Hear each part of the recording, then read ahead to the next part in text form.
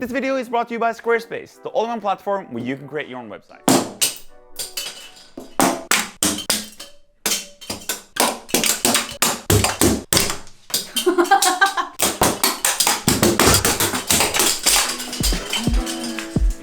Oh man, this is just super promising. I'm really loving the way all this is turning out. And today's goal is to turn all of this into an actually usable bathroom. Because currently, I don't have a shower yet, I don't have a toilet, and no sink. We are currently in the process of renovating a 130-year-old apartment in Oslo, so make sure to subscribe and follow along on that journey. Now, some of you might have realized by now, I like to make my life just a little bit harder than it needs to be sometimes. And that's exactly what I've done here. So the last thing you saw us do was install all of these really big tiles. That was such a pain to get installed correctly without breaking any. Spoiler alert, I did break some.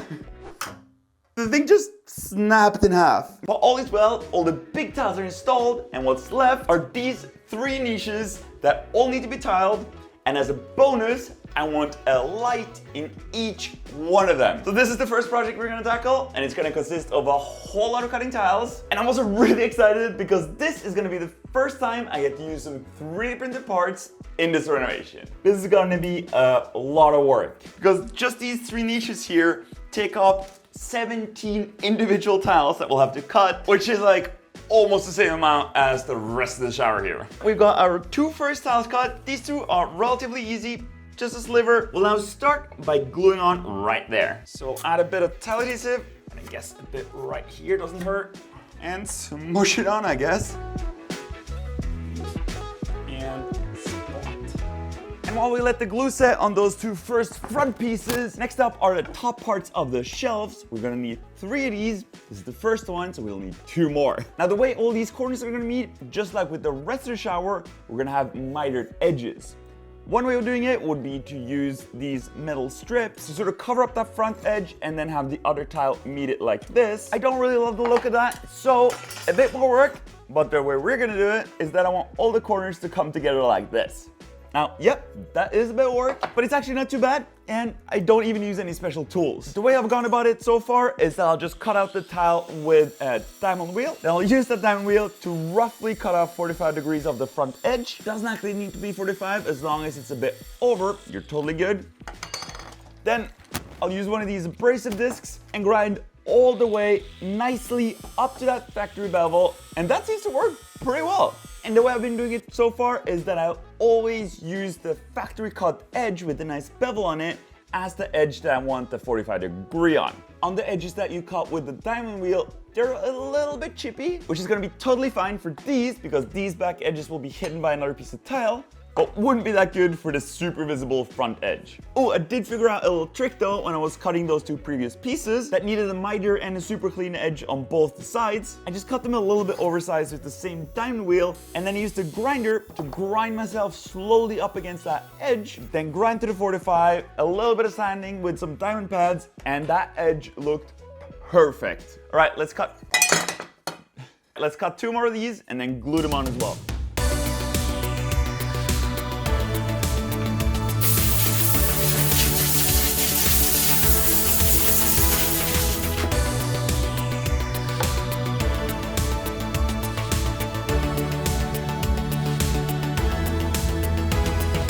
By one, we are making progress. The 2 first sides are in, all the glue's set up. I'm now also cut out the back pieces.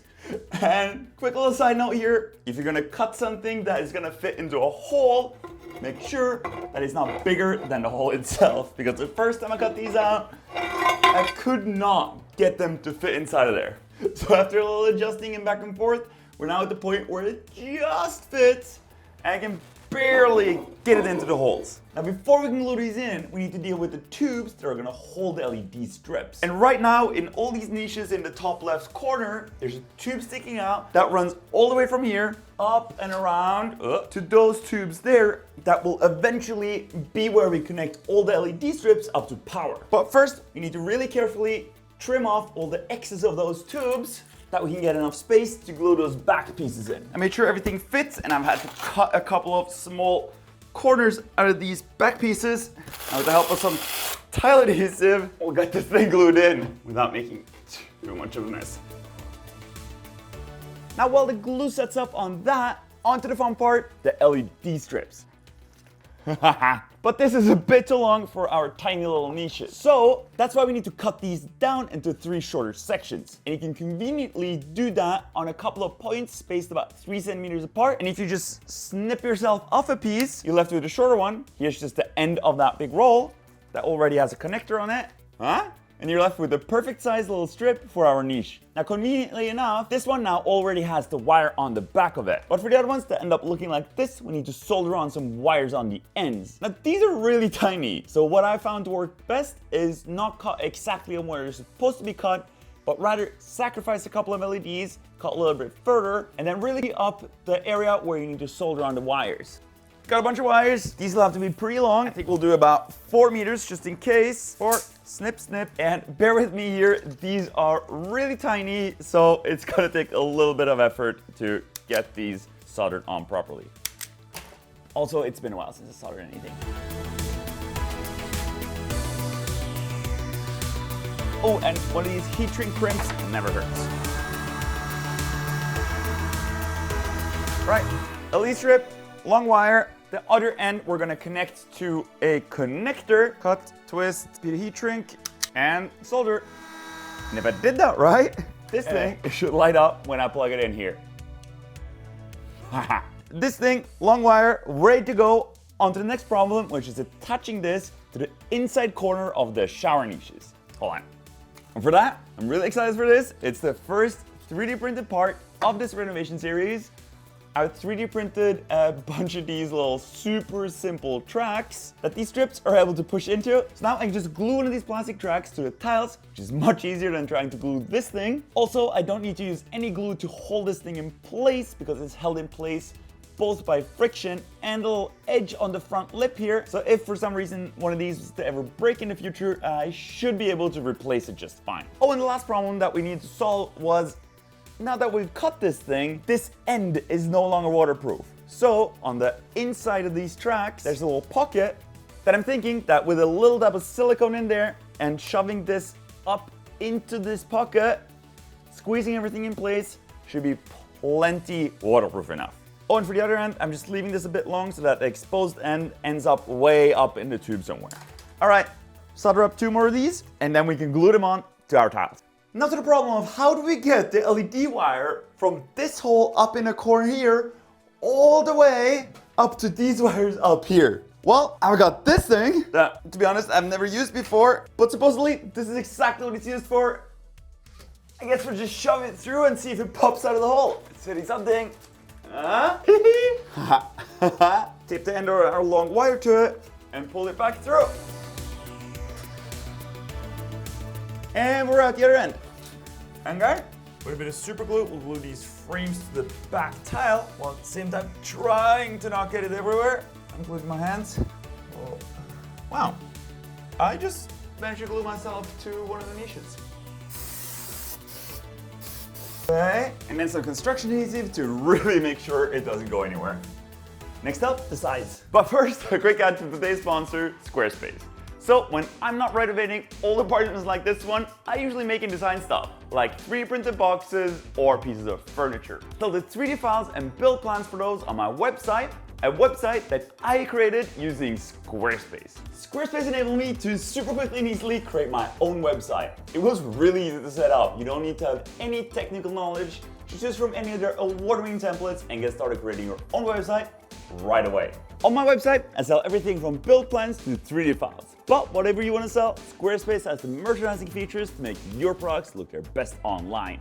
Did you know that you can also buy domains right through Squarespace with no hidden fees or price hikes? They have a ton of different domains to choose from, everything from the classic .com and .net, but also more different and cool ones like .art or the one I'm using, .shop. Head to squarespace.com for a free trial, and when you're ready to launch, head to squarespace.com/ALCH for 10% off your first purchase of a website or domain. And here they are. All the sides are done. Now these things took a little bit of doing. To begin with, of course, the front edge has the angle on it to match up with all the other ones. Then I had to cut the angle at the bottom here because, of course, the shelf itself pitches down slightly so the water runs down into the shower. I actually did that using a paper template, tracing it out on the tile and then grinding it away. And then lastly, there's a notch in the front to match with the angle up here and a notch out of the back for our light strip. Now hopefully these things fit, but wouldn't it be so nice to have a bit more light while we work? Well, hope it works. I mean, come on. Doesn't this already look great? Huh? I think this is gonna be so cool. Well, I got my bucket of goop. We'll glue these on, and then the last 3 pieces that we need to cut and glue on are the top pieces, and then we're actually done with all the tiling for this entire project. Unless I mess it up, of course. Start it up.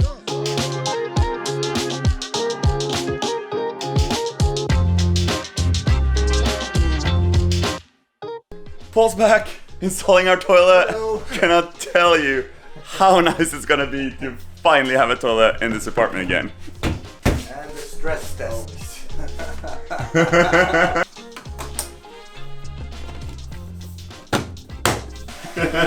Here you go. It's flushing! Oh, the bad stuff. So this space is finally turning into an actual bathroom. Paul is just installing the last little pieces in the shower. We've also got this sink with a little cabinet underneath that we just picked up for free online. Last night we put some legs on it, and Paul's been hard at work installing all the fixtures and everything. So now, see if we get a wet plumber. Yay! Woo! And have a shower today. Yeah.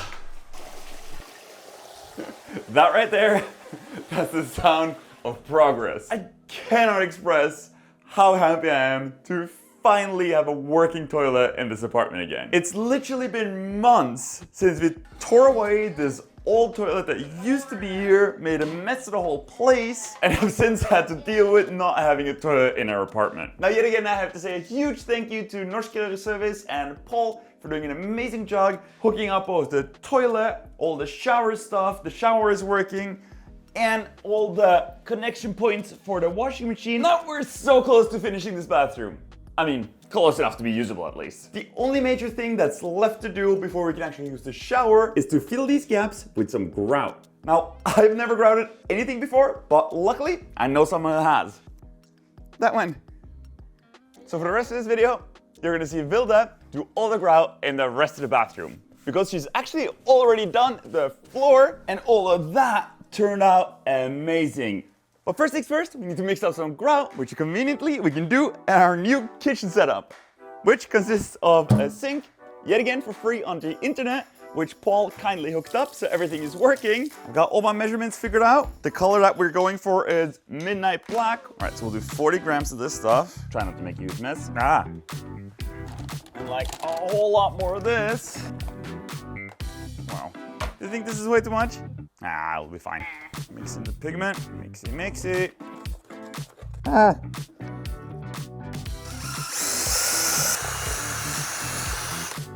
right, rest is on you, babe.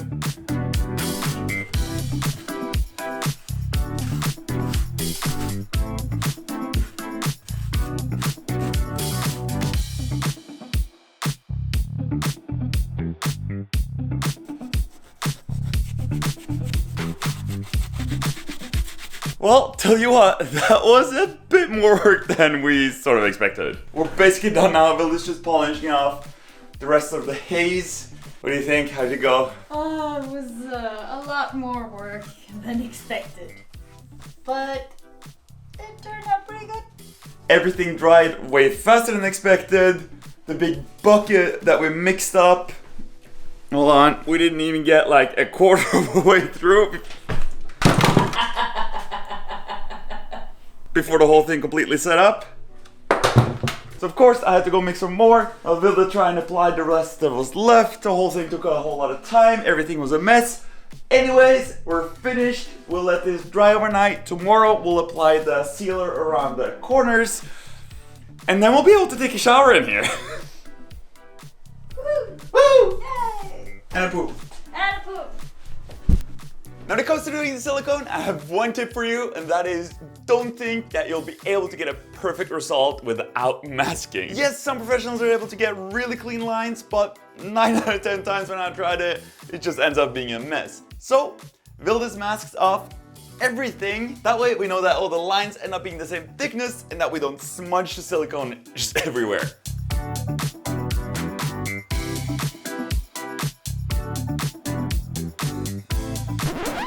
So, if it looks like we haven't done much, that's a lie. We're just back to square one. So, this is what happened. The silicone that we were planning to use wasn't exactly the right color. So we ended up using a glue that matched the tiles way better. Now I've used this glue to do exactly this sort of stuff in the past before. In fact, one of my very first YouTube videos, I did this exact same thing and it worked out perfectly. But turns out, at this scale, trying to do all this at once with all the 3 niches and around the toilet, by the time we went to pull the tape off, the glue had already started to settle a bit, and when we tried to wipe it off, it just buckled, created a mess, and I don't think any one of us had a good time. And that's how we ended up scraping and scrubbing all of it back off until 2 in the morning. And now this is actually the next day, and this one has redone all the taping for the second time now, and we're gonna attempt to do the same exact thing, just a little bit less at the time, being a little bit quicker, and hoping the result is gonna turn out better. Is that the plan?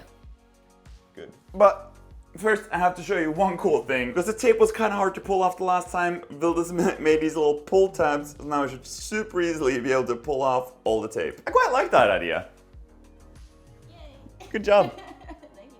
But I guess there's one good thing that came out of this. While Vilde was taping, I did some of the electrical on the walls into the bathroom and for the bedrooms and the hallway. So now all of this is pretty much ready to be closed up. We've got everything ready, everything from temperature controls to dimmable light switches.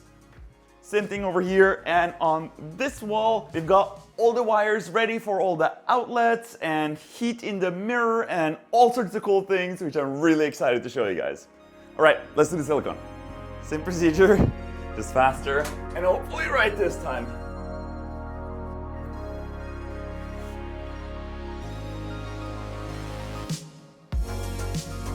The fun part, pulling this off. Look at that. Perfect.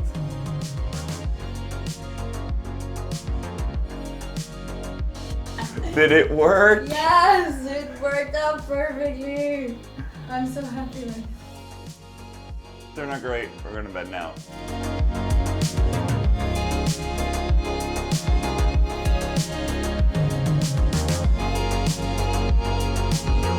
I wouldn't exactly say that this bathroom is done, but we're definitely getting along, and we're as far along as we're gonna get before we have to move into this place. As you can see, there's quite a few things that's happened, most of which are meant to just make it a little bit nicer to live here until we get the permanent solutions built and installed. Well, first we had to drag all the stuff out of this room again so we could do the silicone around this area of the room. Then drag everything back in, including a washing machine. And now you can really see how small this bathroom really is. But we'll make it work. And also, this thing is just temporary and a lot bigger than the final one. Also, glue the mirror in place, which is nice to have. And some racks for some towels. We'll make a built-in thing with storage here, and then towels are over there. Also some pieces missing. Oh yeah, and lights up there. And I mean, this is about as far as we'll get before we'll have to move in. But there's one last thing I really want to install. I'm super excited about this. I think this is really gonna put the finishing touches on this bathroom. We'll start with something like that. Should be good. Are you as excited as me? Oh, this is gonna look so good. Matches the tiles and everything. Huh? Isn't this cool?